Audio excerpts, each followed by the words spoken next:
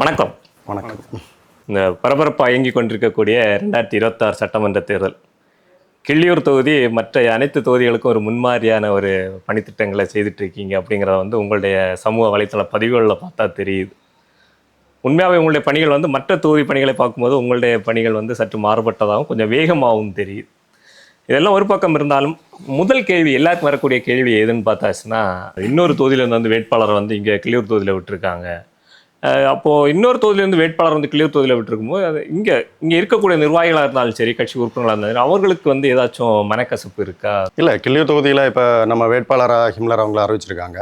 இங்கே கிள்ளியூர் தொகுதியில் பொறுத்த வரைக்கும் நாம் தமிழர் கட்சியில் உள்ள நிர்வாகிகளானாலும் சரி, இங்குள்ள பொதுமக்களானாலும் சரி, அவரை இங்கே கிள்ளியூர் தொகுதியில் உள்ள ஒரு ஆளாக தான் பார்க்குறாங்க. அவரை ஒரு மாற்று தொகுதியில் உள்ள ஒரு வேட்பாளராக இங்கே வந்து நம்ம யாருமே அவரை பார்க்கல. ஏன்னா ஹிம்லர்னு உள்ளவங்க தமிழ்நாடு ஃபுல்லாகவே தெரிஞ்ச முகம். ஒரு எங்களுக்கு கிள்ளியூர் தொகுதிக்கு ஒரு விஐபி கேண்டிடேட் வேட்பாளர் கிடச்சிருக்குன்னு உள்ள ஆங்கிளில் தான் எல்லாருமே பார்க்குறாங்க. அதை எல்லாருமே ஏற்றுக்கிட்டாங்க. அவருக்காக முழு மனதோட இங்கே தேர்தல் பணிகளை எல்லாருமே பண்ணிகிட்ருக்காங்க. அனைவராலும் ஏற்றுக்கக்கூடிய ஒரு வேட்பாளராக ஹிம்லர் அவர்கள் இருக்கார் அப்படின்னா, ஹிம்லருடைய பணியும் வந்து ஒரு சாதாரண பணியாக இருந்திருக்காரு இந்த கிள்ளியூர் தொகுதியில். எந்த மாதிரியான பணிகளை வந்து இப்போ முன்னெடுத்துட்டு இருக்கீங்க? இந்த தேர்தல் களம் எப்படி இருக்குது?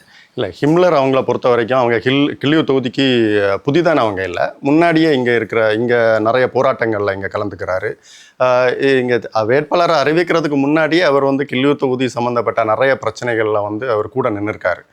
இங்கே நடைபெற்ற பல போராட்டங்களில் அவர் கலந்துக்கிறாரு. அவர் இப்போ இங்கே அறிவிக்கப்பட்டு இங்கே வந்த உடனே இப்போது ஒரு கிள்ளியூர் தொகுதியில் ஒரு புதிய ஒரு செயல் திட்டத்தை வகுத்து நம்ம பணிகளை ஆரம்பித்தோம். அதில் முதற்கட்டமாக நம்ம நிர்வாகிகளை கிள்ளியூர் தொகுதி ஃபுல்லாக இருக்கிற முன்னாடி இருந்த நிர்வாகிகள், இப்போ இருக்கிற நிர்வாகிகள், அப்படி எல்லா நிர்வாகிகளையும் நம்ம வந்து முதற்கட்டமாக சந்தித்து வந்து நிர்வாகிகள் இந்த சந்தித்து இருக்கிற இந்த வேலையிலே நம்ம வந்து தலைமையினால் புதிய நிர்வாகிகள் இங்கே அறிவிக்கப்பட்டு அந்த நிர்வாகிகள் பொறுப்பு இருக்கிற ஒரு கூட்டம் வந்து நம்ம மிக சிறப்பாக வந்து புதுக்கடை அந்த பகுதியில் வச்சு நடத்தினோம். அதை தொடர்ந்து திரும்பி வந்து நம்ம டிசம்பர் மாதத்தில் வந்து வேட்பாளர் அறிமுக கூட்டம் அப்படின்னு உண்மையாகவே அந்த மீட்டிங் வந்து ஒரு மிகப்பெரிய திருப்பத்தை வந்து கிள்ளியூர் தொகுதியில் ஏற்படுத்திச்சு அப்படின்னு சொல்லலாம். ஆமாம். ஆனால் இங்கே குமரி மாவட்ட அரசியலை உற்று நோக்கிட்டு இருக்கக்கூடிய பலரும் வந்து ஹிம்லரை வந்து கிள்ளியூர் தொகுதிக்கு அறிவிச்சிருந்தப்போ வந்து ஒரு எதிர்மறையான கருத்தை தான் வந்து தெரிவிச்சிட்டு இருந்தோம். ஆனால் அந்த கூட்டத்தில் திரண்ட மக்கள் நம்முடைய கட்சி ஆதரவாளர்களை பார்த்து அவர்களே வந்து ஹிம்லருக்கு ஆதரவான பதிவுகளை போடுறதை நம்மளால் பார்க்க முடிஞ்சு. கண்டிப்பாக அது எப்படி சாத்தியப்பட்டது? இல்லை, இந்த வேட்பாளர் அறிமுக கூட்டமே ஒரு பிரம்மாண்டமாக இல்லைன்னா வந்து மற்ற கட்சிகள் பணத்தை வச்சிருக்கிற மற்ற கட்சிகள் வந்து ஒரு பிரம்மாண்டத்தை அதில் காணிக்கிற மாதிரி நம்ம நாம் தமிழர் கட்சியும் இதை மிக சிறப்பாக நடத்தணும்னு உள்ளதை நம்ம திட்டம் போட்டு அதற்கான வேலைகளை நம்ம ஒரு மாதமாக அதை திட்டமிட்டு செய்தோம். அதில் வந்து தொகுதி முழுவதும் நம்ம இந்த நிர்வாகிகளை சந்தித்தது, பொதுமக்களை சந்தித்தது, நிறைய பிரச்சனைகளை நம்ம வந்து கையில் எடுத்திருக்கோம். அப்போ பிரச்சனைகளுக்கு பொதுமக்களுக்கு கூட நம்ம வேட்பாளர் கூட நின்னார். இவங்க எல்லாமே இந்த வேட்பாளர் அறிமுக கூட்டத்தில் எல்லாருமே மிக ஆதரவாக இருந்தாங்க. எல்லாருமே நான் வந்து கலந்துக்கிட்டாங்க. அதில் நம்ம ஒரு மாநாடு நடத்துகிற மாதிரி அந்த கூட்டத்தை மிக சிறப்பாக ஒரு தனியார் இதில் மைதானத்தில் வச்சு அதை மிக சிறப்பாக அதை ஒழுங்குபடுத்தி மிக சிறப்பாக பண்ணினோம். அந்த இது வந்து தொகுதி ஃபுல்லாக நாம் தமிழர் கட்சின்னு உள்ளது வந்து நமக்கு இந்த தடவை வந்து போட்டியாக இருப்பாங்க. இப்போ நீங்கள் காங்கிரஸ் கட்சியை எடுத்துக்கிட்டாலும் நாம் தமிழர் கட்சி அவங்க வந்து நம்ம போட்டியில் இருக்க மாட்டாங்க. இல்லை, இங்கே வந்து காங்கிரஸ் பிஜேபி தான் போட்டி, அந்த மாதிரி ஒரு கட்டமைப்பு இருந்த இடத்துல நாம் தமிழர் கட்சியோட அந்த கூட்டம் வந்து மக்கள் மத்தியில் ஒரு பேசு பொருளாச்சுன்னா பரவாயில்லையே, நாம் தமிழர் கட்சி மிக சிறப்பாக இந்த கூட்டத்தை நடத்தியிருக்காங்களே அப்படின்னு உள்ள அளவில் ஒரு பேசு பொருளானதில் தொகுதி முழுவதும் நாம் தமிழர் கட்சிக்கு அந்த ரீச் வந்து ரொம்பவே இருந்து அதில் வந்து நம்ம வந்து ஒரு போட்டியாக வந்து காங்கிரஸ் கட்சி மாற்று கட்சியினர் குறிப்பாக சொன்னால் எல்லாருமே அதை வந்து நம்ம அதுலேருந்து பார்க்க தொடங்கினாங்க. பொதுமக்கள்கிட்ட நமக்கு ஒரு அங்கீகாரம் கிடைச்சி நாம் தமிழர் கட்சி இந்த தடவை வந்து களத்தில் நிற்பாங்க, நம்ம கூட நிற்பாங்க அப்படின்னு உள்ள ஒரு அங்கீகாரம் கிடைச்சி அந்த கூட்டத்தில். இன்னொருத்தர் இருக்கார், ரொம்ப சைலண்டாகவே இருக்கீங்க, உங்கள்கிட்டையும் வந்து சில கேள்விகள் வைக்கணும். இப்போ தேர்தல் களத்தில் வந்து நம்ம இப்போ வந்து மக்களை சந்திச்சுட்டு இருக்கோம். இதுக்கு முன்னாடி இந்த கிள்ளியூர் அரசியல் களம் வந்து எப்படி இருந்தது? இதுக்கு முன்னாடி வந்து ஒரு காங்கிரஸுடைய கோட்டை அப்படின்னு சொல்கிறாங்க. இங்கே என்ன மாதிரியான சிக்கல்கள் இங்கே இருந்தது? இங்கே வந்து அடிப்படையிலேயே சிக்கல் தான். நீங்கள் ஒரு வார்டு மெம்பர், வார்டு கவுன்சிலர்லேருந்து ஒரு சட்டமன்ற உறுப்பினர் வரைக்கும் எல்லாருமே வந்து அடிப்படையிலே வந்து ஊழல் தான். அவங்களோட மெயின் மோட்டிவ் வந்து ஊழல் தான். இப்போ ஒரு ஒர்க்கை எடுக்கிறாங்கன்னா, இப்போ 1 லட்ச ரூபா ஒர்க்கு வந்து 50,000 வந்து அந்த ஒர்க்கு 50,000 தான் அந்த ஒர்க்குக்கு செலவிடப்படுது. மீதி 50,000 வந்து செலவிடப்படலை. அப்போ அவங்களோட முதல் மோட்டிவ் வந்து இந்த காசு, அப்புறம் எதிர்கால திட்டங்களை இவங்ககிட்ட கிடையாது. இப்போ இந்த அவங்க கொண்டு வர திட்டங்கள் எப்படி இருக்குன்னா, புதிய சாலைகளை கொண்டு வர மாட்டாங்க, மக்களுக்கு பயன்படுற புதிய சாலைகளை கொண்டு வர மாட்டாங்க. ஏற்கனவே இருக்கிற சாலையை வந்து நாங்கள் வந்து அது ஆட்டோமேட்டிக்காக இப்போ நீங்கள் நபார்டு ஃபண்ட் எல்லாம் பார்த்தாச்சுன்னா நீங்கள் அது ஆட்டோமேட்டிக்காகவே 5 வருடத்தில் அந்த ரோடு போட வேண்டிய சாலை தான். ஆனால் அந்த ரோட்டுக்கு அலாட்மெண்ட் ஆன உடனேயே இது வந்து இவங்க தான் கொண்டு வந்தது மாதிரி ஒரு நாடகத்தை கிரியேட் பண்ணுவாங்க. இப்படி தான் இவங்க ஓட்டிகிட்டு இருந்தாங்க. நீங்கள் உள்ளுக்குள்ளெல்லாம் போய் பார்த்தாச்சுன்னா குளமாக இருக்கட்டும், ஒரு நம்ம கால்வாய்களாக இருக்கட்டும், எதுவுமே வந்து சரியாக இல்லை. அத்தனை ஆக்கிரமிப்புகள், தண்ணி வர்றதில்லை. தண்ணி பிரச்சனைகள் நம்ம கன்னியாகுமரி மாவட்டத்தில் நம்ம நினச்சிட்டு இருக்கோம், அதுவும் கிள்ளியூர் தொகுதியில் குறிப்பாக பிரச்சனையே இல்லைன்னு நினச்சிருக்கோம் தண்ணி. ஆனால் உள்ளுக்குள்ளே இறங்கி பார்த்தா தண்ணீர் பிரச்சனை, அந்த கடற்கரை கிராமங்கள் எல்லாம் அவ்வளோ தண்ணீர் பிரச்சனை இருக்குது. தண்ணீர் வந்து போய் சேர மாட்டேங்குது, அவங்களுக்கு சரியான தண்ணி கிடைக்கல. ஒரு குறிப்பிட்ட நபருக்கு ஒரு வீட்டில் கிடைக்க வேண்டிய தண்ணி வந்து தண்ணி வசதி கூட கிடைக்கல. அப்போ அந்த அளவுக்கு தான் இவங்க காங்கிரஸ் கட்சியோட நிர்வாகிகளும் எல்லாருமே இருக்கிறாங்களே தவிர அவங்க தொண்டர்களே கிடையாது, அவங்க நிர்வாகிகள் மட்டும்தான் இருக்கிறாங்க. அப்போ அந்த நிலைமையில தான் இந்த கிள்ளியூர் தொகுதி இருந்துட்டு இருக்கு. அடிப்படை பிரச்சனையாக தான்.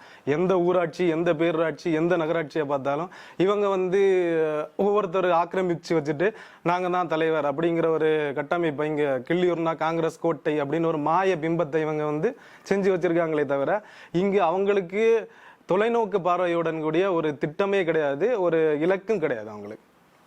இப்போ அவர் சொன்னார் தொண்டர்களே கிடையாது, நிர்வாகிகள் மட்டும்தான் இருக்காங்க அப்படின்ற. இப்போ தொண்டர்களே இல்லை, நிர்வாகிகள் மட்டும்தான் இருக்காங்கன்னா இது எப்படி? கிள்ளியூர் வந்து ஒரு காங்கிரஸுடைய கோட்டையாக இருக்குது. சட்டமன்ற தேர்தலில் கூட வந்து அவங்க தானே வந்து தொடர்ச்சியாக வந்து வெற்றி பெற்றுட்டு இருக்கு. இல்லை, காங்கிரஸ் கட்சி கிள்ளியூர் வந்து காங்கிரஸ் கட்சியோட கோட்டைன்னு இருக்கிறதே ஒரு பிம்பம் தான் இவங்க உருவாக்கி வச்சிருக்காங்க. என்னன்னா இப்போ நீங்கள் முதல்ல தேர்தலையும் அதுதானே பிரதிபலிச்சு அப்படிதான் மக்களை நம்ப வைக்கிறாங்க. என்னன்னா இப்போ முதல்ல வந்து நமக்கு காங்கிரஸ் கட்சி முதல் எம்எல்ஏ வந்து காங்கிரஸ் கட்சியிலேருந்து வந்தாங்க. அதுக்கப்புறம் யார், நம்ம குமரி தந்தை மார்ஷல் நேசமணி அவங்க வந்து முதல்ல ஜெயிச்சாங்க. அதுக்கப்புறம் ஒரு 30 வருடங்கள், அதாவது 2006 வரைக்கும் இங்கே வந்து 30 வருடங்கள் இங்கே காங்கிரஸ் இங்கே இது எம்எல்ஏவே இல்லை, மாற்று கட்சிகள் தான். காங்கிரஸ் வந்து 2வது இடம் 3வது இடம் போன வரலாறுலாம் இருக்குது.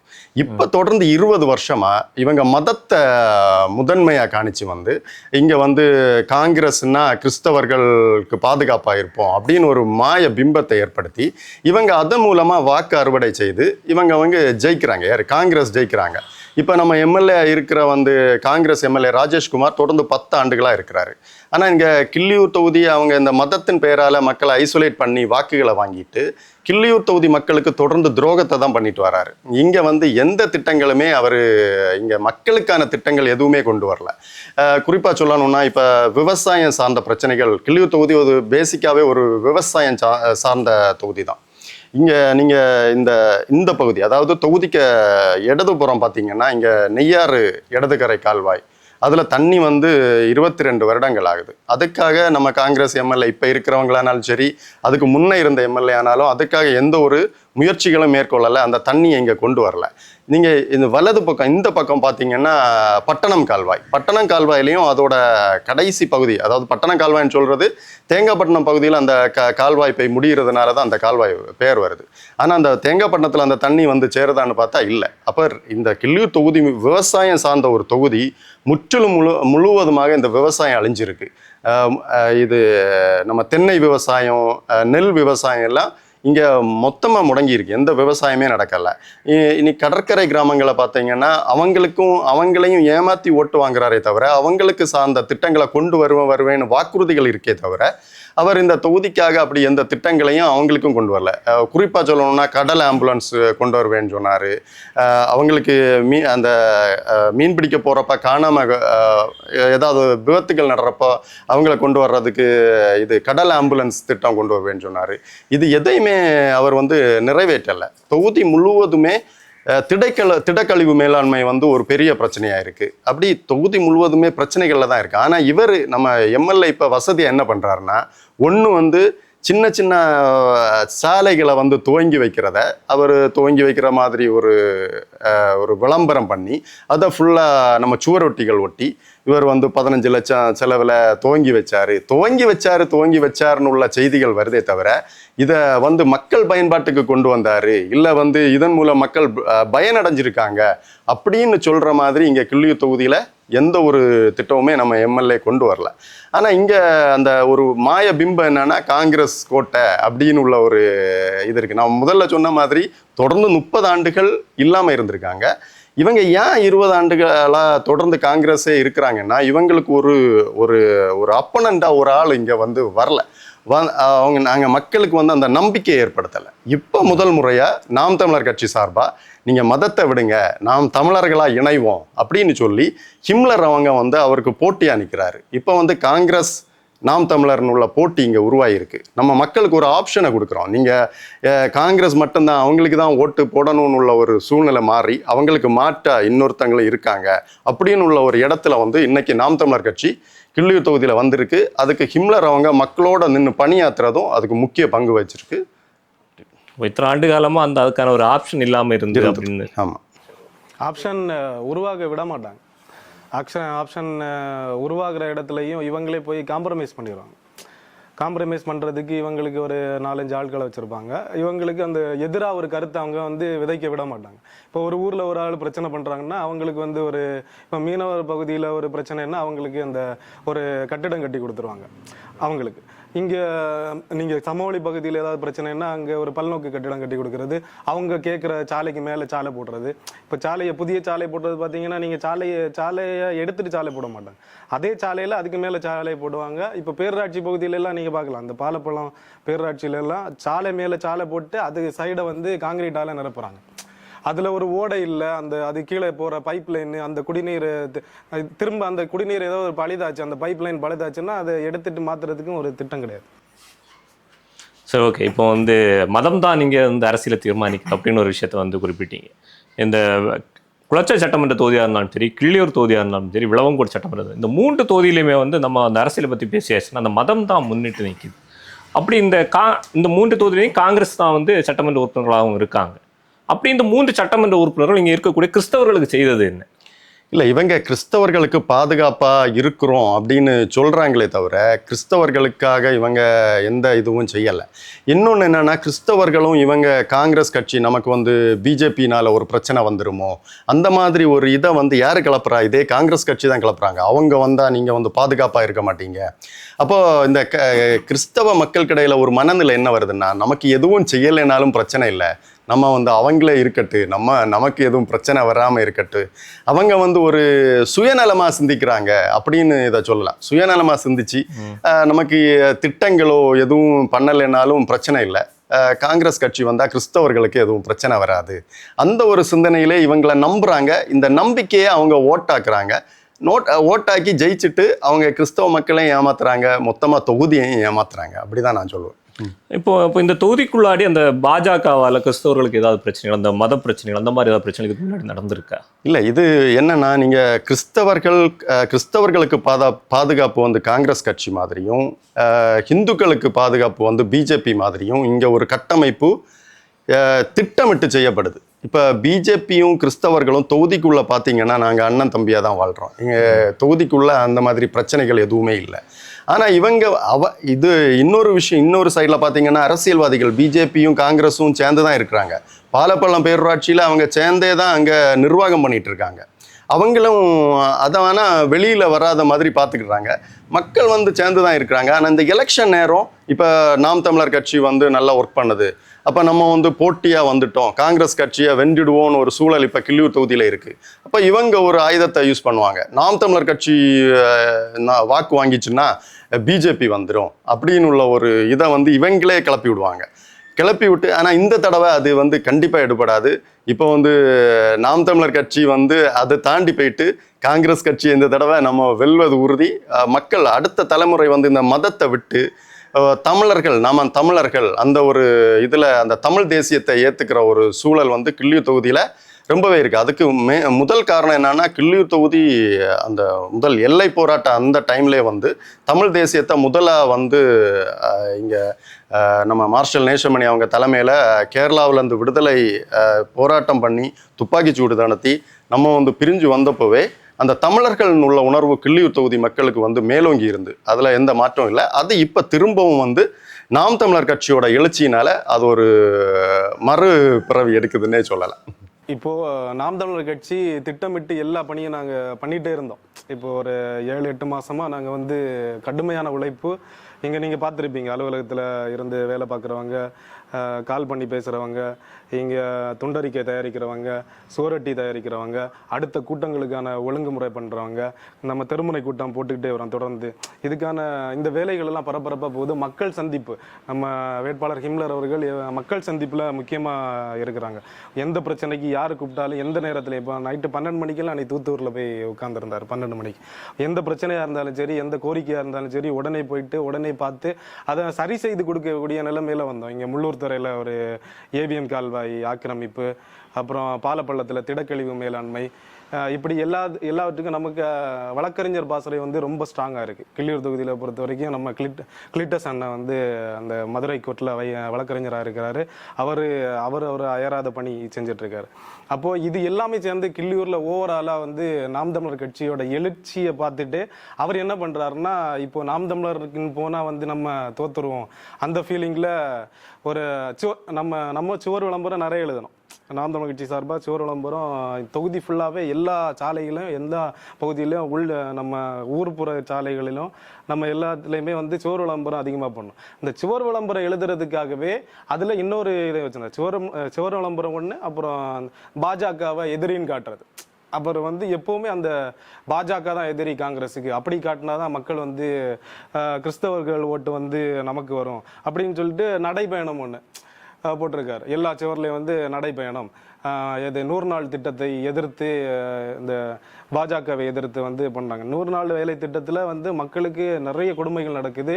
கடந்த 10 ஆண்டுகளாக வந்து ராஜேஷ்குமார் அவர் பதவியில் தான் இருக்கிறாரு. இந்த 10 ஆண்டுகள்லையுமே அவங்களுக்கு சரியான சம்பளம் கொடுக்கறது இல்லை, சரியான இடத்துல வேலை செய்ய விடுறதில்ல. அவங்களுக்கு அவங்க நின்று புகைப்படம் எடுக்கிற இடம் ஒன்றா இருக்கும், அவங்க வேலை செய்கிற ஒரு இடமா இருக்கும், வேற இடமா இருக்கும். 60 வயசுக்கு மேலே உள்ள முதியோர்கள் வேலையில் ஈடுபடுத்தப்படுறாங்க. ஆனால் 60 வயசுக்கு மேலே உள்ள முதியோர்கள் வேலையில் ஈடுபடுத்தப்படக்கூடாது.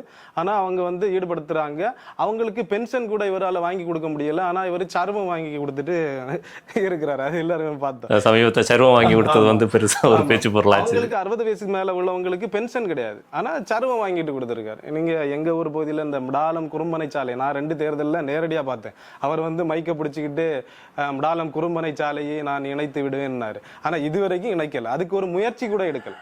அந்த நீங்க கடற்கரை சாலையில் அந்த மிடாலமும் குறும்பனை இணைக்கிற பகுதி வந்து துண்டா தான் இருக்கு. அந்த வழியா நீங்க செல்ல முடியாது. சுத்தி இதே மருந்தான வழியா தான் நீங்க ஆலஞ்சி வழியா போக முடியும்.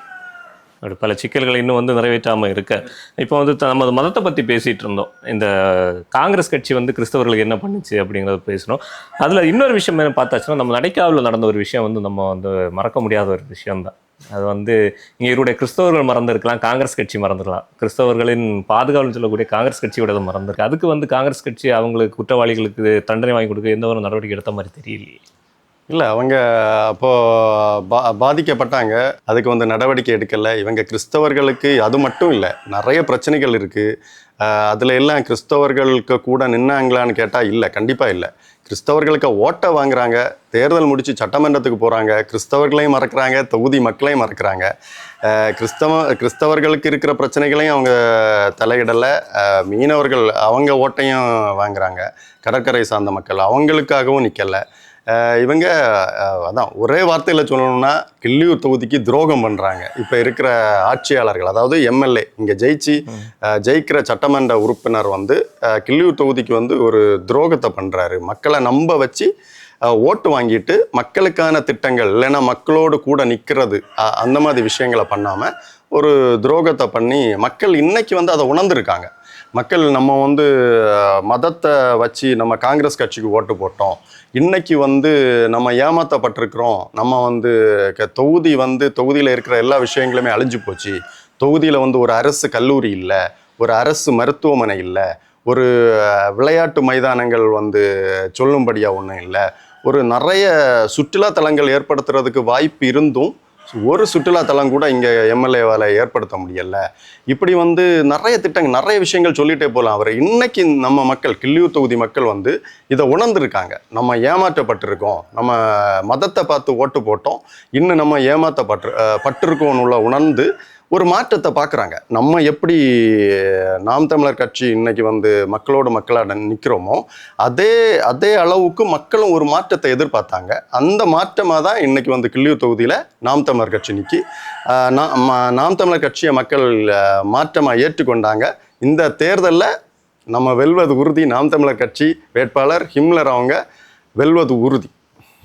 நீங்கள் கிறிஸ்தவர்களுக்கு எதுவும் பண்ணலை அப்படின்னு சொல்கிறீங்க. ஆனால் அந்த கிறிஸ்தவர்களுடைய ஒற்றுமை அப்படிங்கிறத பார்த்தாச்சுன்னா நம்மளோட அரசியலில் மட்டும் அந்த ஒற்றுமையை நம்ம பார்க்க முடியுது. ஏன்னா கிறிஸ்தவர்களின் பாதுகாப்பு அப்படிங்கிற வந்து ஒற்றை கருத்தில் வந்து ஒட்டுமொத்த கிறிஸ்தவர்களும் ஒருங்கிணைந்து வந்து காங்கிரஸ் கட்சிக்கு வாக்கு செலுத்துகிறாங்க. அப்போ அந்த அரசியலுக்காக தான் வந்து ஆமாம், கண்டிப்பாக இவங்க அரசியலுக்காக தான் பயன்படுத்துகிறாங்க. கிறிஸ்தவர்களை அந்த மாதிரி விஷயங்களை இவங்க ஒன்றிணைய விட மாட்டாங்க. அதுவும் இவங்க தான் பண்ணுவாங்க. அவங்களோட சுயநலத்துக்காக கிறிஸ்தவர்களை இணைப்பாங்க.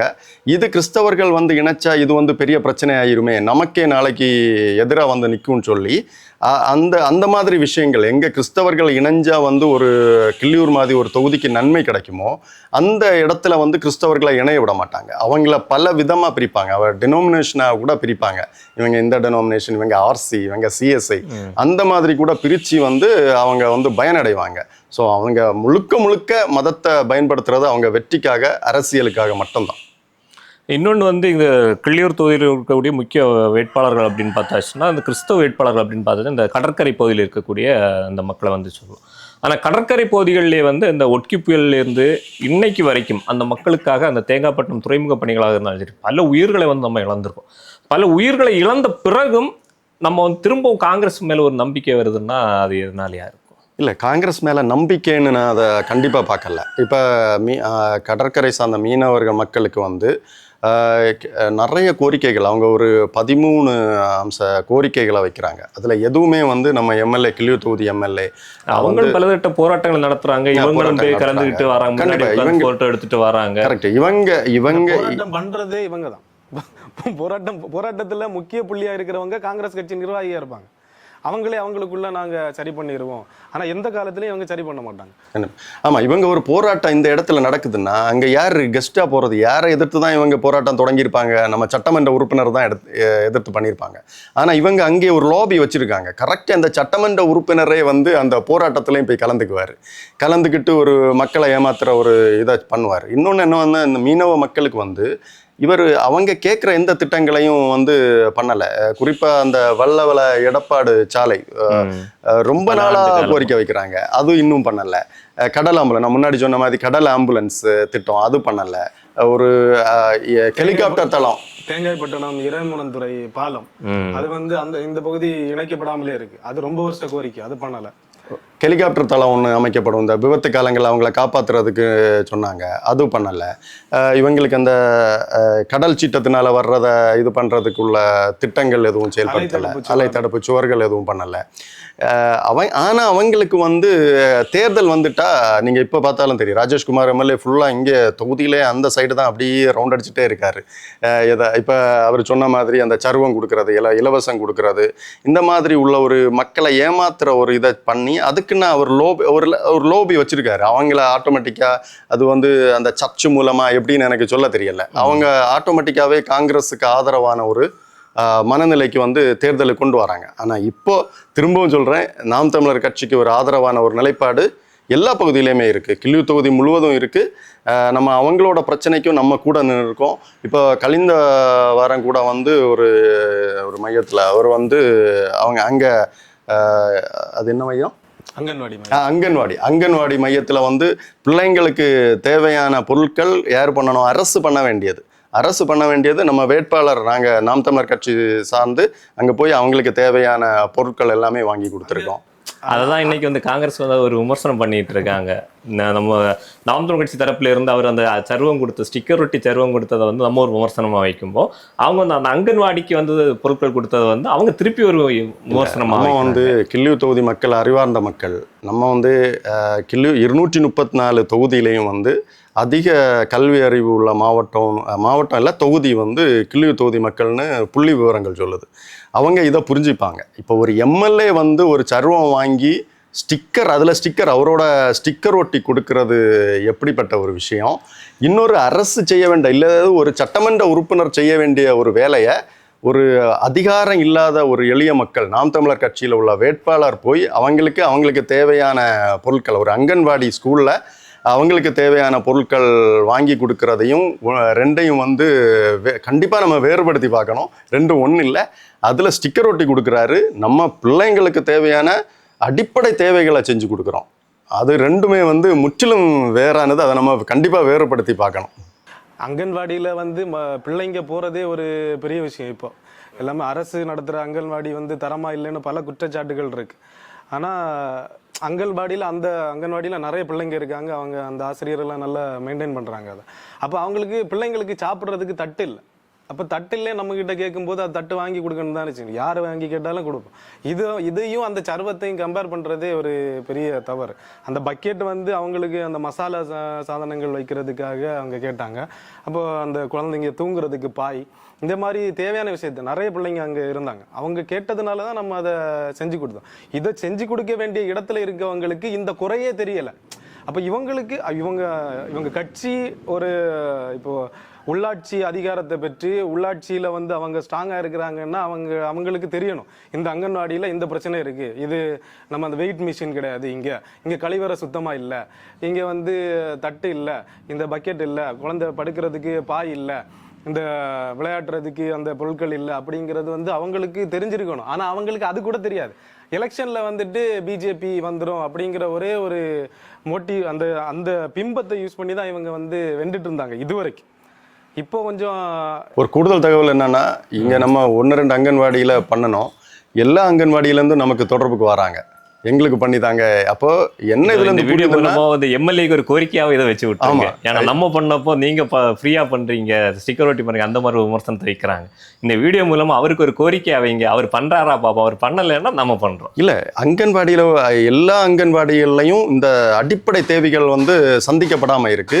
நம்ம இப்போ 1-2 அவர் சொன்ன மாதிரி அங்கன்வாடிகளில் நம்ம வாங்கி கொடுத்த உடனே எல்லா அங்கன்வாடியிலேருந்து நமக்கு தொடர்பு கொண்டு இதை பண்ணிதாங்க, எங்களுக்கு இந்த தேவை இருக்குன்னு கேட்குறாங்க. இதை வந்து நீங்கள் சொன்ன மாதிரி நம்ம சட்டமன்ற உறுப்பினருக்கு ஒரு கோரிக்கையாக வைப்போம், தயவு செய்து தொகுதி பக்கம் வாங்க, தொகுதி பக்கம் வந்து இந்த அங்கன்வாடிகளை ஒரு 2 அங்கன்வாடியை சொல்லுங்க, அந்த 2 அங்கன்வாடிக்கு அதை ஒரு கோரிக்கையாகவே வைப்போம், சட்டமன்ற உறுப்பினர் கோரிக்கையாகவே வைப்போம், அவர் பண்றாரா இல்லையான்னு வந்து நம்ம செக் பண்ணிடுவோம். இல்ல நமக்கு இப்ப அங்கன்வாடியில வந்து உதயமார்த்தாண்டம் அங்கன்வாடி சரியில்லை, தண்ணி வசதி இல்லை, அவங்க வந்து அதை யூஸ் பண்றதுக்கே அவங்க ரொம்ப கஷ்டப்பட்டு இருக்காங்க.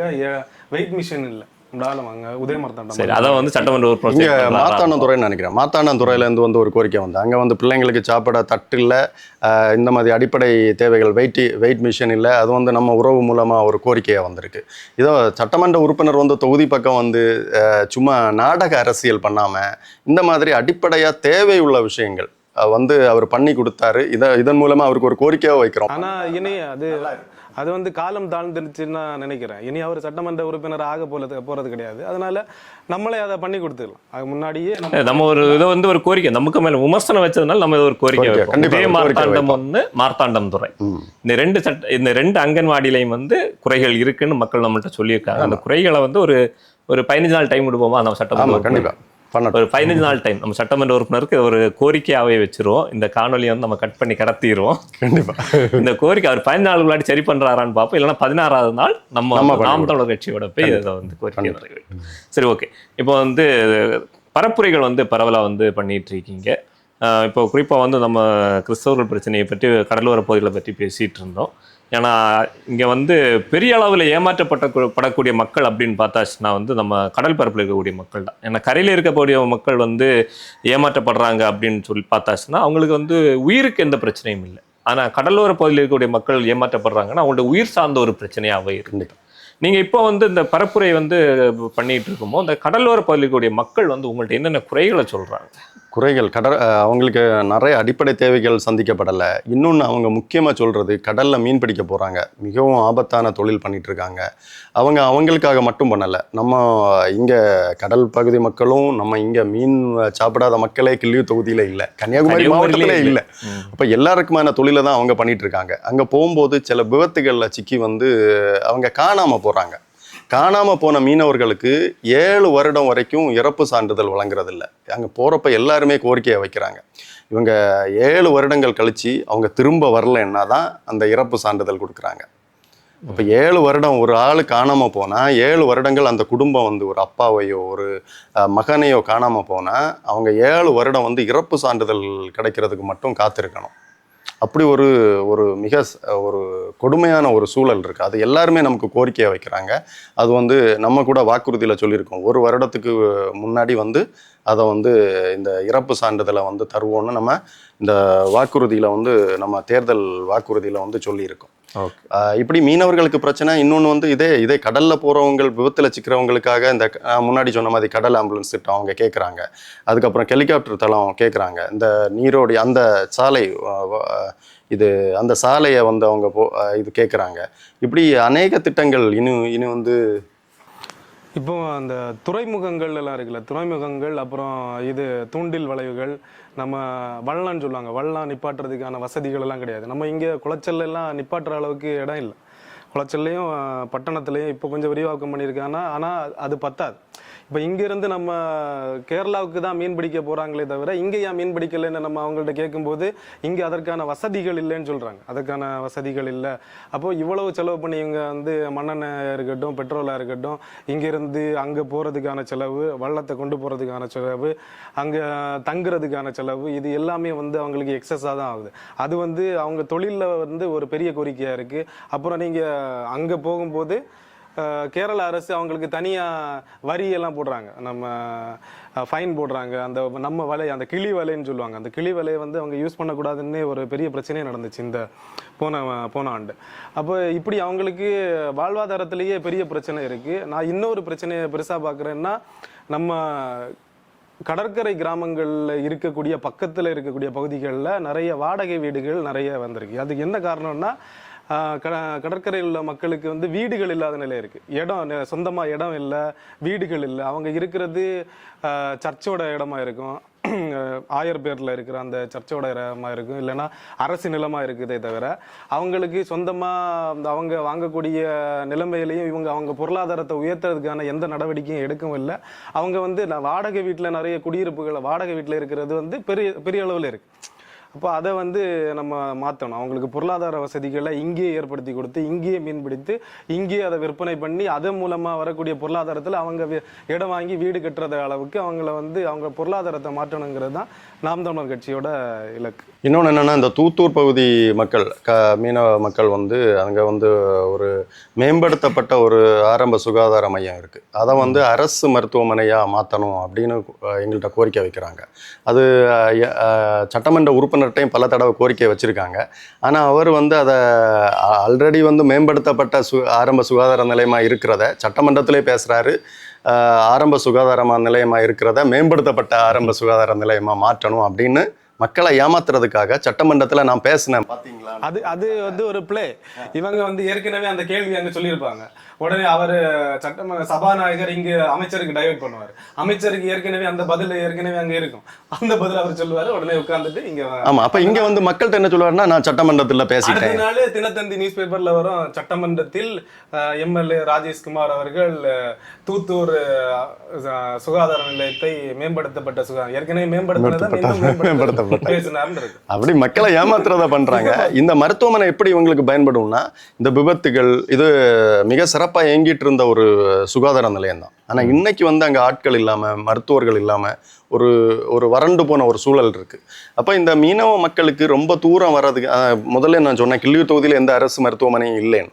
அப்போ அந்த கடற்கரை அந்த பகுதி, அதாவது தூத்தூர் தொட்ட அந்த கடற்கரை கிராம மக்களுக்கு வந்து இந்த தூத்தூர் அது வந்து ஆரம்ப சுகாதார நிலையம், அல்லது மேம்படுத்தப்பட்ட ஆரம்ப சுகாதார நிலையம் வந்து ஒரு அரசு மருத்துவமனையா இல்லை ஒரு தாலுக்கா மருத்துவமனையாக அதை வந்து மாற்றப்பட்டால் அது மீனவ மக்களுக்கு ரொம்ப பிரயோஜனமாக இருக்கும். அதை கோரிக்கையை எங்கள்கிட்ட வைக்கிறாங்க. அந்த மார்த்தாண்டத்துறை தானே அந்த பாலம்? மார்த்தாண்டத்துறத்தில் துறையில் ஒரு பாலம் போட்டிருக்காங்க. பாலம் இப்போ போட்டிருக்க பகுதி ஒரு ஊருக்கு சொந்தமானது. அந்த பாலம் முடிகிற இடம் வந்து இன்னொரு ஊருக்கு சொந்தமானது. இவங்க வந்து 12 அடியா 16 அடியா ஒரு பாலத்துக்கு நிதி ஒதுக்கி 16 அடி போட்டாங்க. ஆனால் அந்த 16 அடி அடுத்த உள்ளே போகிறதுக்கு அவங்களுக்கு 16 அடி அவங்க கொடுக்கல, இன்னொரு ஊருக்காரங்க கொடுக்கல. அதை பற்றி இவங்க பேசவே இல்லை. இப்போ அந்த பாலம் பகுதியிலே நிற்கிது. மக்கள் அந்த மண்ணை ஒரு 15 அடி இருக்கும், 15 அடி உயரத்துக்கு சும்மா மண் போட்டு அந்த மண்ணில் வழியாக மேலே ஏறி போவாங்க. அங்கே ஊருக்குள்ளே ஒரு ஆம்புலன்ஸ் போக முடியாது, இறந்தா கொண்டு போக முடியாது. லட்சக்கணக்கில் ரூபாய் வந்து செலவு பண்ணி திட்டத்தை கொண்டு வராங்க. அதை முடிக்க முடியுமா, அது கரெக்டான திட்டம் தானான்னு முதல்ல இவங்க வந்து அதுக்கு ஒரு ஸ்ட்ரக்சரை பார்க்கறதில்ல. ரூபாயை ஒதுக்குறது எதுக்கு, கமிஷன் அடிக்கணும், அந்த ஒரே நோக்கில் வந்து நீங்கள் குறிப்பாக இன்னொன்று சொல்லணும்னா, இந்த கரெக்டாக இவங்க ஆராய்ச்சி பண்ணி ஒரு திட்டத்தை கொண்டு வரலன்னு உள்ளதுக்கு சரியான எடுத்துக்காட்டு வந்து நம்ம இது தேங்காய்பட்டினம் மீன்பிடி துறைமுகம். முதல்ல வந்து பல கோடிகள் செலவு பண்ணி வந்து கட்டினாங்க. அது வந்து கரெக்டாக திட்டமிடாதனால அந்த நுழைவாயில விபத்து, அநேக மீனவர்கள் வந்து அதில் அது கரெக்டாக அந்த அதோட ஸ்ட்ரக்சர் திசை கரெக்டாக இல்லாததுனாலையும் அது வந்து நிறைய மீனவர்கள் அதில் இறந்து போனாங்க.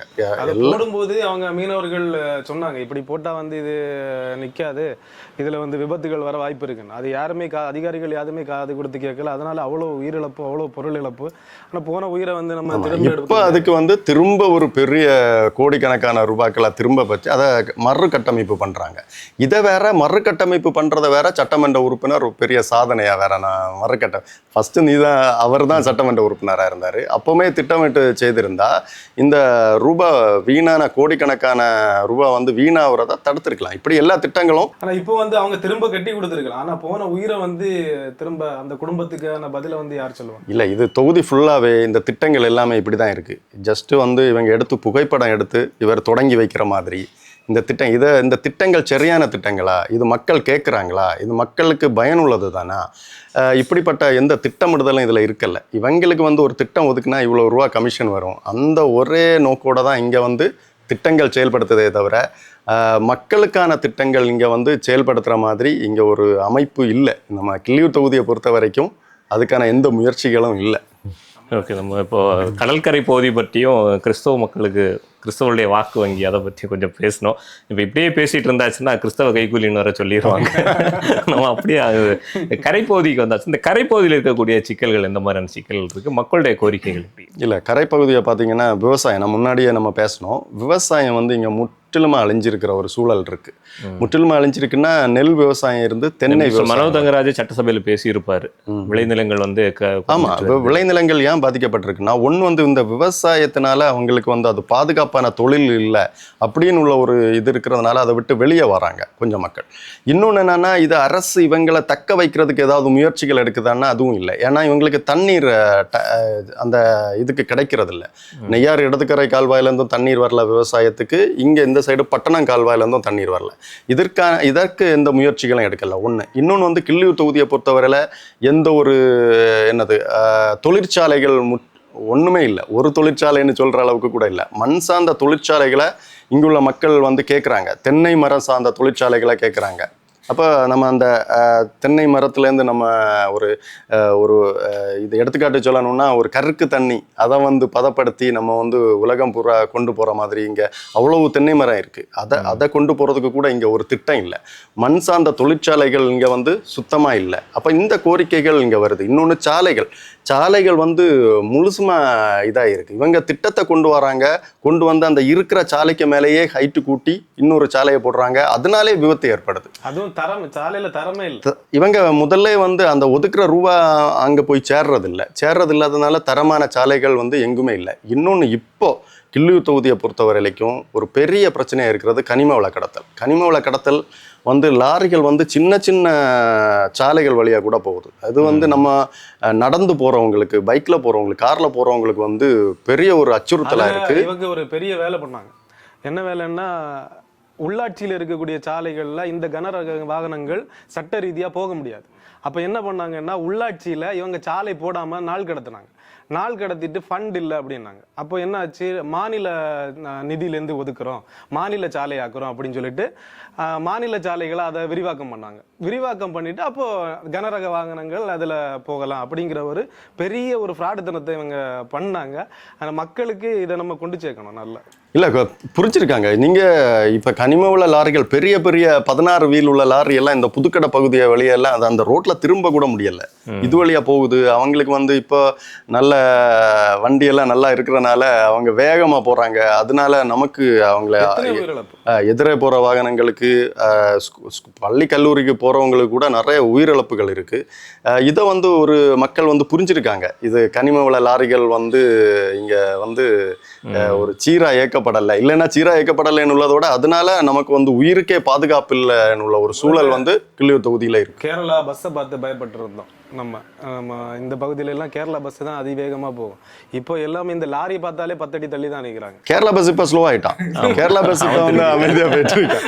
கேரளா பஸ்ஸை பார்த்து இப்ப பயம் இல்லை. நம்ம கேரளா பஸ் இது லாரியை பார்த்து பயந்து ஓடும். ஆமா, இவங்களை பார்த்து நீங்க ஒரு நாளைக்கு நான் மார்த்தாண்டம் பாலத்துல இருந்து வந்து அந்த பம்மம் பகுதியிலேருந்து காரில் வரேன், இங்கே இந்த சைடு வர்றதுக்குள்ளே எண்றேன் 50 கனிம உள்ள லாரி வந்து என்ன கிராஸ் ஆகி போகுது.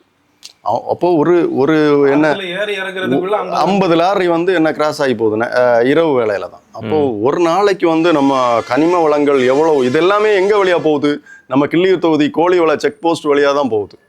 இதை எதிர்த்து நம்ம உங்க சட்டமன்ற உறுப்பினருக்கு தெரிஞ்சிருக்க வாய்ப்பு இல்லைன்னு நினைக்கிறேன். இல்ல, அது தெரியாத மாதிரி இருந்தா பிரச்சனை இல்லையே. அவருக்கு அந்த செக் போஸ்ட் வந்து உங்க தொகுதிக்குள்ள இருக்கானே தெரியாது. அதுலதான் அவர் ஒரு போராட்டம் பண்ணது. ஆமா, ஒரு டாஸ்மாக் அங்க அதுல ஒரு டாஸ்மாக் ஒண்ணு இருந்தது அந்த கோழிவள பகுதியில. ஆமா, அதை எதிர்த்து அங்க போராட்டம் பண்ணாரு. அங்க மக்கள் எதிர்த்ததுனால இவரோட போராட்டம் எப்பவுமே போராட்டம் வந்து நம்ம வந்து பாராட்டணும். ஏன்னா அவ்வளவு அவர் பண்ண எந்த விஷயத்த நம்ம எதிர்த்து பேசினாலும் நான் பர்சனலா வந்து அவர் பண்ண அந்த போராட்டத்தை வந்து பாராட்டி தான் பேசுவேன். நீங்க என்ன தப்பா நினைச்சாலும் பரவாயில்ல. ஏன்னா அவர் போராடி அந்த டாஸ்மாக் அந்த பகுதியிலிருந்து மாத்தி விளவங்கோடு தொகுதி எம்எல்ஏக்கு அந்த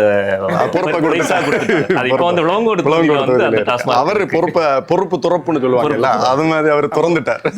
விளவங்கோடுல அந்த பக்கத்துக்கு மாத்திட்டார். அந்த பகுதி மக்களுக்கு ஏதாவது பிரயோஜனம் இருந்தா இல்ல, அவர் தப்பிச்சாரு.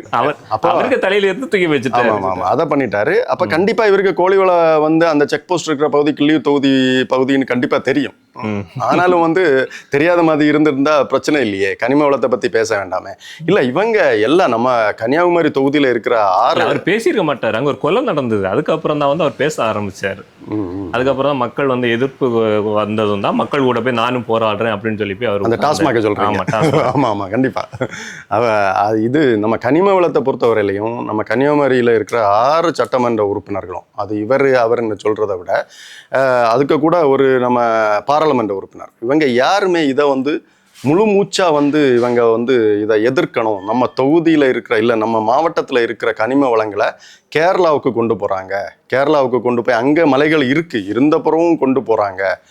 அவங்களுக்கு வந்து தெரியும், உங்களுக்கு தெரியும், அங்க இருக்கிற மலைகளை வெட்டுறதுக்கு தடை இருக்கு. அவங்க இயற்கை சூழல் அழிஞ்சு போகும்னு அவங்க தடை போட்டு வச்சிருக்காங்க. ஆனா கன்னியாகுமரியில இருந்து மலைகளை வெட்டி அங்க கடல்ல கொண்டு போறதுக்கு இவங்களுக்கு எந்த தடையும் இல்லை. இதை பத்தி கண்டிப்பா இது வருங்கால தலைமுறை வந்து கடவுளுக்கு கொடுக்கக்கூடிய காணிக்கையா நினைக்கிறாங்க. இவங்க என்ன சொல்றாங்கன்னா, நம்ம நெய்யார் இடதுகரைய கால்வாயை பத்தி பேசினா காங்கிரஸ் நிர்வாகிகள் ஃபேஸ்புக்ல பதிவு போடுறாங்க. எப்படின்னா, யாரும் விவசாயம் பண்றது இல்ல, இங்க நமக்கு தண்ணியே தேவையில்லை அப்படின்னு. ஆனா இங்க உண்மையிலேயே விவசாயம் நடக்குது, அது இவங்களுக்கு தெரியல. ஏன்னா தொகுதியை போய் பார்த்தா தானே தெரியும் தொகுதியில என்ன நடக்குது, தண்ணி யாருக்கு தேவை அப்படின்னு. இது அவங்க பார்க்க மாட்டேங்கிறா. இதே மாதிரி இனி கனிம வளத்துக்கும் இவங்க இப்படிதான் பேசுவாங்க, இங்க மலைகள் எல்லாம் தேவையில்லை, மழை எல்லாம் தேவையில்லை, எதுக்கு பணம் மட்டும் போது சாப்பிட்டுட்டு வாழ்ந்துடலான்னு ஒரு முடிவில் இருக்காங்கன்னு நினைக்கிறேன். நீங்க ஃபேஸ்புக்ல எல்லாம் பார்த்தாச்சுன்னா அந்த காங்கிரஸ் கட்சி நிர்வாகிகள் எல்லாம் அந்த பதிவு தான் போட்டிருக்காங்க. இல்ல, நம்ம இப்போ டிவிக்கே தற்கொலைன்னு சொல்றோம், ஆனா நமக்கே தெரியாம ஒரு தற்கொலை கூட்டம் இங்க இருக்கு, உறுதியா இருக்கு. நீங்க அந்த அவங்கள சொல்றதை விட அதை உருவாகுறதுக்கு காரணமானவங்க இவங்க தான். அந்த ட்ராக் அவங்களுக்கு போட்டு கொடுத்தது இவங்க தான். அங்க இருந்தவங்க தான் இப்போ வந்து இங்க இருக்காங்க. கண்டிப்பா இவங்க தான் உருவாக்கி வச்சிருக்காங்க. இங்க நீங்க ஒரு ஸ்கூலா இருக்கட்டும், ஒரு காலேஜா இருக்கட்டும், ஒரு சினிமா துறையில இருக்கிறவருக்கும் கல்வித்துறைக்கும் என்ன சம்பந்தம்? இவங்க வந்து சீஃப் கெஸ்டா அவங்களை கூப்பிடுவாங்க. அவங்களை கூப்பிட்டு அவங்க என்ன பண்ணுவாங்க, வருவாங்க, செல்ஃபி எடுப்பாங்க, எல்லாரும் வந்து அப்போ அந்த ஒரு கலாச்சாரம் இப்ப வளர்ந்து வந்துட்டு இருக்கு. இன்ஸ்டா பிரபலங்களை கூப்பிட்டு வந்து ஸ்கூல்ல எல்லாம் பேச ஆமா வைக்கிறது. ஆமா ஆமா ஆமா அது அவங்க வந்து இவங்க தான் அந்த திராவிடம் சொல்றேன், இவங்க திராவிடர்கள் தான் அந்த திரைத்துறையை கையில வச்சுக்கிட்டு எல்லா அந்த திரை பிரபலங்களை இப்போ வந்து நாடாளணும்னா முதல்ல வந்து எல்லாருக்கும் தெரியணும், முகம் எல்லாருக்கும் தெரியணும்னா நடிக்கணும் அப்படின்னு முதல்ல நடிக்கிறாங்க. அதுக்கப்புறம் டைரக்டா அரசியலுக்கு வராங்க. அவங்களுக்கு தெரியும் நம்ம துணை முதலமைச்சர்லாம் அப்படிதான் நமக்கு வந்திருக்காரு. அப்போ மக்கள் மனசுல ஒரு குழந்தைங்க மனசுல, நம்ம கல்லூரி மாணவர்கள் மனசுல ஒரு பிம்பத்தை இவங்க தான் உருவாக்குறாங்க. ஓ, நடிக்கிறவங்க தான் இங்க பெரிய ஆள் போல இருக்கு, அப்ப இங்க வந்து நம்ம படிப்பு தேவையில்லை, இங்க வந்து நம்ம வந்து ஒழுக்கமா இருக்க தேவையில்லை, இந்த ஒழுங்கினங்களை கற்றுக் கொடுக்கறதே இவங்க தான். இல்லை, இது இந்த தற்குறித்தனம்னு சொன்னீங்கல்ல, அதுக்கு ஒரு இது சொல்லணும்னா, இப்போ ஹிம்லர் அவங்க வந்து மக்களோடு மக்களாக இருந்து நிறைய போராட்டங்களில் கூட நின்றுருக்காரு. நின்றுட்டு வந்து நம்ம வீடியோ இப்போ சமூக வலைதளங்களில் அவர் வந்து நம்ம ராஜேஷ்குமார் சட்டமன்ற எம்எல்ஏ நீங்கள் இது பண்ணீங்களான்னு உள்ள கேள்விகளை கேட்பார், வீடியோ மூலமாக கேட்பார். அதுக்கு கீழே இருக்கிற அந்த கமெண்டுகள் இருக்குல்ல, இந்த காங்கிரஸ்காரங்க போடுற கமெண்டை பார்த்தாலே ஆகா இவங்க தானே பெரிய தற்கொலை அப்படின்னு நமக்கு தோன்ற மாதிரி இருக்கும். ஏன்னா நீ இதுவரை என்ன பண்ண, நீ இதுவரை என்ன பண்ண, 20 வருஷமா எம்எல்ஏ காங்கிரஸ் கட்சி தொடர்ந்து சட்டமன்ற உறுப்பினர்களா கிள்ளியூர் தொகுதியில இருக்கு. அவங்கள பார்த்து இவங்க கேள்வி கேட்க மாட்டாங்க. நம்ம மக்களோடு மக்களா நிக்கிறோம், நம்மளை பார்த்து நம்ம நீ இது பண்ணல, சட்டமன்ற உறுப்பினர் இது பண்ணி இருக்கணும் அப்படின்னு நம்ம வீடியோ போட்டா நீ இதுவரை என்ன பண்ண, இந்த மாதிரி நீங்க வாசிச்சா தெரியும். நம்ம அதுல முடிவு பண்ணிடலாம் அவங்க தான் பெரிய தற்கொலை அப்படின்னு. நம்ம கிள்ளியூர் தொகுதியில வந்து இனி வந்து நம்ம டிவிக்கே சொல்ல கூடாது. உண்மையில காங்கிரஸ் கட்சிக்காரங்க தான் பெரிய. எனக்கே அதுல வருத்தம் உண்டு. நிறைய பேர் வந்து முதல்ல நான் சொன்னேன்ல கல்வி அறிவு பெற்ற தொகுதி அப்படின்னு நம்ம சொல்றோம். ஆனா வந்து இந்த சின்ன சின்ன விஷயங்களை கூட புரிஞ்சுக்காம நம்ம மதம் நம்ம இது அப்படின்னு சொல்றது உண்மையிலே ஒரு தற்கொலைத்தனமா தான் இருக்கு. மனசு ரொம்ப வருத்தப்பட்டு சுயநலமா இவங்க பில்டப் எல்லாம் ஒரே நொடியில காலி பண்றோம்ல. அந்த பில்டர் இவங்க ஒரு கோட்டைன்னு சொல்லிட்டு கோட்டைக்குள்ள பார்த்தா நம்ம அந்த வடிவேல் ஒரு படத்துல கோட்டையில ஓட்டையை போட்டு கதை ஓபன் பண்ணி வச்சுன்னா உள்ள ஒண்ணு இருக்கு. அது மாதிரி ஒரு கோட்டைன்னு சொல்லிட்டு இங்க ஒண்ணுமே கிடையாது. கதை திறந்து பார்த்துட்டீங்க. இல்ல, இது மூலமா ஒரு ஒரு விஷயத்த நம்ம என்ன ஒரு அதிகாரப்பூர்வமா இல்லைன்னா ஒரு அறிவிப்பு செய்வோம். இங்க இருக்கிறதுலே பெரிய தற்கொலை காங்கிரஸ் கட்சி தொண்டர்கள் தான். தொண்டர்கள் சொல்ல முடியாது, நிர்வாகிகள். நீங்க பார்த்தா நிர்வாகிகள் தான் அதுல பதிவு போடுறாங்க. ஒருத்தர் எல்லாம் அவருக்கு காங்கிரஸ் கட்சி சீட்டு கொடுக்கவே இல்லையா, நம்ம இது பஞ்சாயத்து எலெக்ஷன்ல சீட்டு கொடுக்கவே இல்லை, அவரெல்லாம் பதிவு போடுறாரு. இப்போ தேர்தல் களம் வந்து பரபரப்பா போயிட்டு இருக்கு. உங்களுடைய பணிகள் எந்த மாதிரி முன்னெடுத்துட்டு இருக்கீங்க? இப்போ வந்து நம்ம முதற்கட்டமாக வந்து வேட்பாளர் அறிமுக கூட்டம் மிக பிரமாண்டமாக நடத்தினோம். அது மூலமாகவே ஒரு நம்ம மக்கள்கிட்ட போய் சேர்ந்துட்டோம். அதுக்கப்புறம் வந்து மக்களை சந்திக்கிறது, அதாவது அந்தந்த பகுதியில் இருக்கிற நம்ம நாம் தமிழர் கட்சி நிர்வாகிகள் உறவுகள் சேர்ந்து அந்தந்த பகுதியில் உள்ள மக்களை சந்திக்கிறாங்க. அதாவது வாக்ககங்கள், அந்த வாக்ககத்தில் நம்ம வாக்கக பொறுப்பாளர்களாக போட்டிருக்கோம். அந்த வாக்கக பொறுப்பாளர்கள் அந்த வாக்ககத்தில் இருக்கிற வீடுகளில் இருக்கிற நம்ம உறவுகளை சந்தித்து நம்ம நாம் தமிழர் கட்சியோட கொள்கைகள் இல்லை அவங்களுக்கு ஏதாவது தேவைகள் இருக்கா அதை கேட்கறது, அதை நம்ம அதிகாரம் இல்லைனாலும் அதை எப்படி நம்ம முடிக்க முடியும், அந்த திட்டங்கள் போடுறது, அப்படி மக்களை சந்திக்கிற பணி அந்தந்த பகுதியில் வந்து மிக சிறப்பாக நடைபெற்றிருக்கு. நம்ம எல்லா வாக்ககங்களுக்குமே நம்ம வந்து பொறுப்பாளர்களை நியமிச்சிருக்கோம். அதுக்கப்புறம் இப்போ தெருமுனை கூட்டங்கள் நம்ம அந்தந்த ஒரு இப்போ ஒரு மாதத்தில் நம்ம வந்து 5 தெருமுனை கூட்டங்கள், அதுவும் தெருமுனை கூட்டங்கள்னா பிரம்மாண்டமாக நம்ம தெருமுனை கூட்டங்களை பண்ணிட்டு இருக்கோம். எல்லா தெருமுனை கூட்டங்கள்லையும் நம்ம கட்சி உறவுகளை தாண்டி பொதுமக்கள் வந்து வெகுவாக வராங்க. வந்து என்னன்னா இங்கே வந்து ஒரு மாய என்ன இருக்குன்னா, இங்கே சட்டமன்ற உறுப்பினரை எதிர்த்து யாரும் பேச முடியாது அப்படின்னு உள்ள ஒரு மாயை இருக்கு.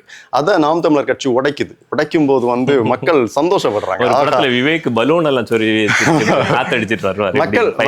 உண்மை அப்படிதான். அப்படி ஒரு மாயை வந்து இங்க யாரும் எதிர்க்க முடியாதுன்னு ஒரு மாயை வச்சிருக்காங்க. மாற்று கட்சியினரை சேர்ந்தவங்க எல்லாமே வந்து அவங்களே இங்க வந்து இணைகிறாங்க. நம்ம அலுவலகத்திலேயே நிறைய பேர் எல்லா கட்சியிலையுமே, கம்யூனிஸ்டா இருக்கட்டும், பிஜேபியா இருக்கட்டும், காங்கிரஸ் கட்சியில இருக்கிறவங்களை வந்து சேர்றாங்க. இவங்களோட ஊழல்களை நிறைய இவங்க கூட இருந்தவங்க தான் நமக்கு சொல்லியே தராங்க. நிறைய காங்கிரஸ் கட்சியில இருக்கிறவங்களுக்கு இவரால இப்ப மக்களுக்கு எந்த பயனும் இல்லாது எல்லாருக்குமே தெரிஞ்சது, எல்லா மக்களுக்குமே தெரிஞ்சிருச்சு. ஆனா நிர்வாகிகளுக்கே பயன் இல்லையா அவரு. அப்போ அவங்க வந்து இல்ல இவர் வேண்டான்னு அவங்களே முடிவு பண்ணிட்டாங்க. இப்போ இந்த தேர்தலில் நாம் தமிழர் கட்சியோட திட்டம் வந்து நாங்கள் முதல்ல அடிப்படையிலேருந்து ஆரம்பித்து இப்போ அண்ணன் சொல்லுவார்ல பயிற்சி முயற்சின்னு நாங்கள் பயிற்சி எல்லாம் முடிச்சுட்டு இப்போ ஒரு பல்கலைக்கழகமாக இருக்கோம். நாங்கள் கிள்ளியூர் தொகுதியில் வெற்றி உறுதியாக வெல்வோம். இந்த நம்ம தெருமுனை கூட்டத்தை பற்றி பேசிட்டு இருந்தோம். தெருமுனை கூட்டத்தில் நம்ம பேசும்போது வந்து நம்ம சட்டமன்ற உறுப்பினர் ஒன்றுமே பண்ணலை, நாடக அரசியல் பண்ணிட்டு இருக்கிறாரு அப்படின்னு உள்ளதை முடிச்ச உடனே அந்த பொதுமக்களே வந்து சொல்கிறாங்க, கரெக்டாக இதுவரைக்கும் பேச யாருமே இல்லை, நீங்கள் வந்துட்டீங்க, நல்லா கண்டிப்பாக வெற்றி பெறுவீங்க. அந்த ஒரு இது வந்து இப்போ வந்து கிள்ளியூர் தொகுதி ஃபுல்லாகவே பொதுமக்கள்கிட்ட இருக்குது. நாம் தமிழர் கட்சி இந்த தடவை வெற்றி பெற்றோம் அந்த ஒரு நம்பிக்கையை வந்து நம்ம ஏற்படுத்தி இருக்கோம். தெருமுனை கூட்டங்கள் அது நடந்துட்டு இருக்கு. இன்னும் வந்து மக்களை சந்திக்கிறது இன்னொரு புறம் நடந்துட்டு இருக்கு. இன்னும் பல திட்டங்கள் நம்ம வந்து போட்டு சிறப்பா திட்டங்கள் போட்டு சிறப்பா பண்ணிட்டு இருக்கோம். கண்டிப்பா எல்லாத்தையும் வந்து தேர்தல் நேரத்துல நம்ம வந்து செயல்படுத்துவோம். கண்டிப்பா வந்து ஒரு வெற்றி மட்டும்தான் இந்த தடவை லெக்கா வச்சு நம்ம பயணிக்கிறோம். வெற்றி உறுதி. அதுல எந்த மாற்று கருத்துமே இல்லை, காம்ப்ரமைஸே கிடையாது, வெற்றி தான். ஓகே, பேசிட்டு ஒரு முக்கியமான ஒரு விஷயத்த வந்து நான் மறந்துட்டேன். இதை பற்றி பேசலைன்னா எனக்கு வந்து பிறவி ஜென்மம் வந்து பூர்த்தி அடையாத மாதிரி ஒரு ஃபீல்டு. இந்த ராஜேஷ்குமார் வந்து சட்டமன்றத்தில் வந்து ஒரு வாட்டி ஒரு மிகப்பெரிய சண்டை ஒன்று போட்டார், ஞாபகம் இருக்கா? நியூஸ்லலாம் வந்து மிகப்பெரிய சண்டை போட்டார். அது மக்களுக்காக போட்டாரான்னு கேட்டாச்சுன்னா மக்களுக்காக போடல, அவரும் விஜயதரணியும் வந்து அந்த முன்னிருக்கை யாருக்கு அப்படிங்கிற மாதிரி ஒரு சண்டை போடுவாங்க. இல்லை, காங்கிரஸ் கட்சியை நீங்கள் பொறுத்தவரையில் இது வந்து நீங்கள் கடந்து போகிற ஒரு விஷயமா தான் பார்க்கணும். ஏன்னா இது அவங்களுக்கு புதுசு இல்லை. இங்கே அவர் சொன்னார்ல, ராஜேஷ்குமார் எம்எல்ஏ எதிர்த்து பேசும்போது நமக்கு ஆதரவு தரவங்க யாரு? அவங்க கூட இருக்கிறவங்க தான். நல்ல சிறப்பாக பேசுறீங்க. ஏன்னா இவங்களுக்கு வந்து 5 பேர் இருக்கிறாங்க, 6 கோஷ்டி இருக்கு. 6 கோஷ்டியில் காங்கிரஸ் இப்படி தான் செயல்படுது. அப்போது இந்த கோஷ்டியில் இருக்கிறவங்களுக்கு இந்த பொறுப்பு, அப்போ அந்த கோஷ்டி பிரச்சனைனால அது நீங்கள் விஜயதரணி ராஜேஷ்குமார் இந்த பிரச்சனையில் வர இவங்களுக்கு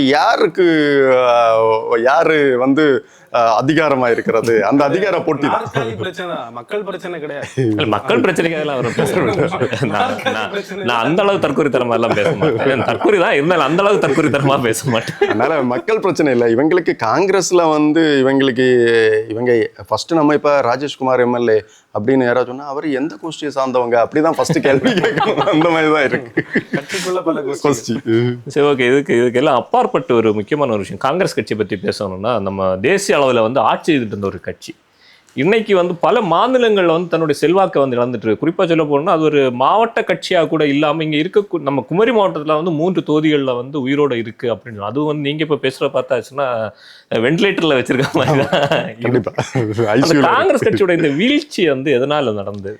இல்லை, காங்கிரஸ் கட்சியோட வீழ்ச்சி என்னன்னா, நம்ம இங்கே இந்தியா ஃபுல்லாக வந்து அவங்க இளைஞர்கள் வந்து அந்த கட்சியை ஏற்றுக்கிற ஒரு நிலைமைக்கு இளைஞர்களுக்காக அவங்க எதுவும் பண்ணலை.